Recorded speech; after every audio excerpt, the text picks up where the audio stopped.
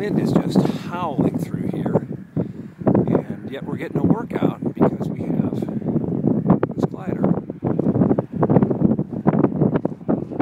And it's very, very twitchy, and will respond to everything. The smallest input, now he's flipped forward, and he's not in any danger of getting lifted, which is what's great about it. He can have the confidence that this builds without the fear that he's going to go for an unintended ride or flight, as it were.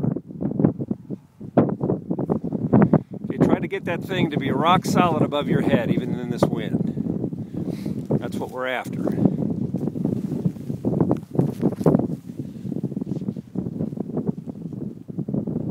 In both directions.